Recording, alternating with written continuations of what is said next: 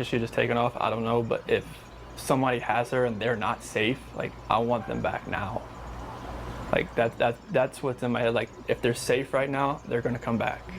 But if they're not safe right now, that's the not knowing part. Like if they're not safe, last night I had every light in the house on. I was hoping that I would just ran over by the kids running in the door and just like barrel rushing me, but it didn't happen. And it was just a traumatic night trying to be here. I'm gonna ask some kind of tough questions about your relationship with your kids. Yeah, my kids are my life. I mean, those smiles light up my life. And just like, I mean, last night, like during when they usually eat dinner, it was just like I missed them. Like, I mean, I missed telling them, hey, you got to eat that, or you're not gonna get your dessert. And just like you're not gonna get your snack after. I miss that. Like I miss them. Cuddle up on their couches. They have like a Minnie Mouse couch and a Sophia couch that they cuddle up on and watch, Bubble Guppies or something. And it was just like, The morning of August 13th, 2018 began quietly in the peaceful town of Frederick, Colorado. A calm sunrise spread over the neighborhood as if nothing dark could ever happen there. Just hours before, Shanann Watts had returned home from a work trip, tired but hopeful, carrying her pregnancy with pride and love. No one knew this would be the last time anyone saw her alive. As the day unfolded, her friends grew uneasy when she stopped replying to messages. She missed her doctor's appointment, something she would never do, especially while carrying her unborn son. The silence felt wrong, heavy, almost suffocating. By noon, concern turned into fear, and her close friend Nicole Atkinson drove to the Watts home, sensing something was terribly off. When the police arrived for a wellness check, Chris Watts walked out slowly, speaking in his usual soft, polite tone.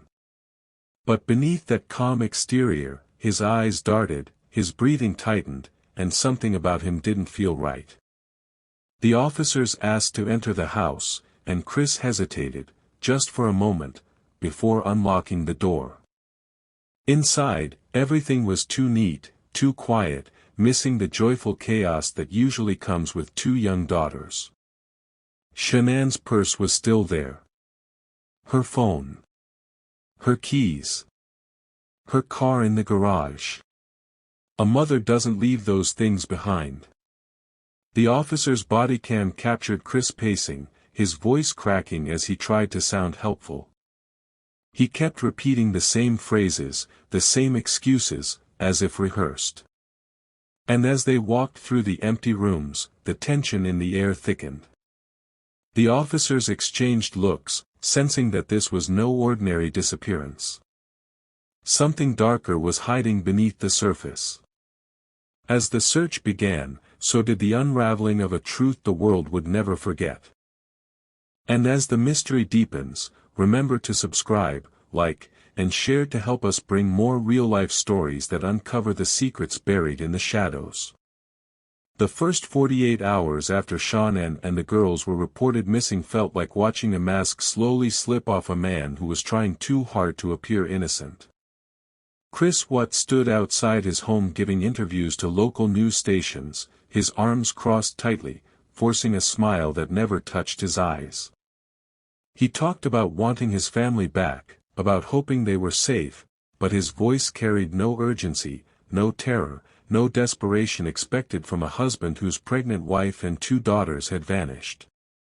Viewers watching the clip felt a strange chill, something about his tone, the way he kept glancing away from the camera, the stiffness in his posture, it all felt wrong. Meanwhile, behind the scenes, investigators were quietly piecing together the puzzle. They noticed how Chris avoided emotional language, how he spoke in past tense, how he didn't ask the officers any real questions. As detectives reviewed his story, the cracks began to widen. Shanann's friends insisted she would never leave voluntarily. Her phone showed messages that painted a troubled marriage. And then there were Chris's bizarre behaviors, cleaning the house, non-stop texting, deleting phone data, and offering explanations that sounded different each time he spoke. But the turning point came when detectives discovered a secret he desperately tried to hide, his affair with Nico Kessinger. Suddenly, motives emerged. A double life. A fantasy future without responsibility, without a wife, without children. With every new discovery, the walls closed around him. The police asked him to take a polygraph test. Chris agreed, trying to maintain the illusion of innocence, unaware that he was about to make his biggest mistake. As he sat in that room, hooked to the machine, every false answer tightened the noose around his lies. And as the truth inches closer, don't forget to like, subscribe, and share. Your support helps us bring more chilling stories like this to light. The interrogation room was cold, quiet, and unforgiving, exactly the kind of place where truth eventually suffocates lies. Chris Watts sat across from the detectives, his hands trembling slightly, his breathing shallow. The polygraph was already behind him, and he had failed it miserably. The calm, smiling husband the world saw on camera was gone. In his place sat a man cornered by reality, his mask cracking with every passing second. Detectives Tammy Lee and Graham Coder leaned in slowly, not with aggression, but with steady, measured pressure. They spoke softly, letting the silence after each question do the heavy lifting. Silence can be louder than shouting, and in that room, it echoed like thunder. Chris tried to hold on to his story, repeating the same empty lines he had told the media, but the detectives weren't buying it. They confronted him with inconsistencies, with evidence, with the fact that the polygraph proved he wasn't telling the truth. His eyes flickered with panic. His voice wavered. His hands kept rubbing together as if trying to erase the guilt that clung to his skin. Tammy leaned closer and told him gently that the time to tell the truth had come. That the world already knew something terrible had happened. She reminded him that no one believed his lies anymore. The room felt smaller, hotter, suffocating. Chris asked for his father, and when Ronnie Watts entered, the son's fragile composure shattered completely. Sitting beside the man he once looked up to, Chris began to confess, not clearly, not fully, but enough to reveal the horror. He admitted that Shanann was gone. He admitted that he disposed of the girls. The detectives' faces hardened, realizing the scale of what he had done. The truth filled the room like poison, irreversible and devastating. As this chilling confession unfolds, remember to subscribe, like, and share.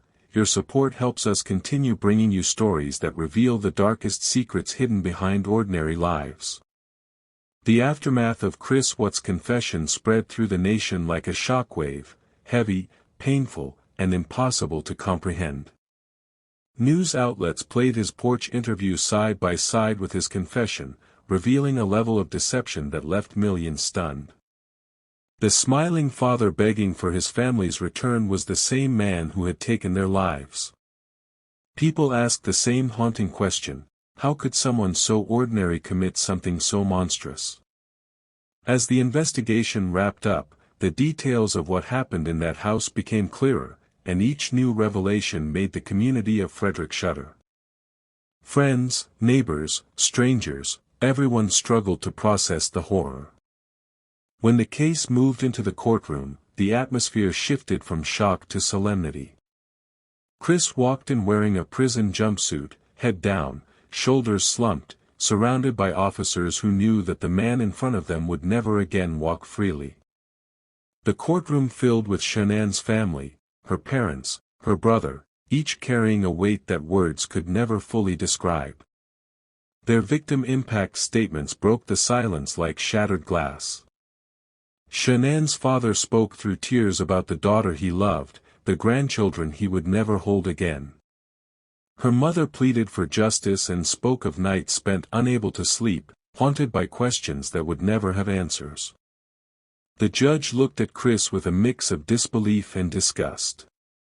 He described the murders as the most inhumane and vicious crime he had ever seen in his entire career. Every person in that courtroom felt the truth of those words. Chris kept his eyes lowered, saying nothing, offering no explanation and no apology that could ever matter. When the sentence was read, life in prison without the possibility of parole, the room fell into a heavy silence. It was the only sentence fitting for the darkness he unleashed. And as the courtroom doors closed on this chapter of unimaginable tragedy, remember to like, subscribe, and share. Your support helps us continue bringing you the stories that uncover the deepest, most haunting truths hidden beneath everyday lives. When the heavy prison doors closed behind Chris Watts, it marked the beginning of a lifetime defined by silence, isolation, and the weight of his own actions. Gone were the cameras, the reporters, the investigators. Now it was just concrete walls, steel bars, and the truth he could no longer escape. The same man who once presented a perfect suburban life now spent his days in a tiny cell, far removed from the world he shattered. Inmates in Dodge Correctional Institution knew his name before he even arrived. Crimes against children carry a specific kind of hatred inside prison walls, and guards understood that Chris needed strict protection, not out of sympathy, but to prevent violent retaliation. He lived in a controlled environment, monitored closely, stripped of every illusion and every excuse. His new life was routine and empty, waking before sunrise, silent meals, long hours with nothing but his thoughts. There were no family visits. No warm voices. No children's laughter. Only paperwork stamped, life sentence, and memories that crept into his mind at night like shadows he could never outrun. Meanwhile, outside prison walls, the world continued to grieve the loss of Shanann, Bella, Celeste, and baby Nico. Shanann's family found strength in honoring her name, in telling her story, in making sure the world remembered her not for how her life ended, but for how beautifully she lived. Tributes flowed in from around the world, messages of love, sympathy, and sorrow for a family taken far too soon. Don't forget to subscribe, like, and share.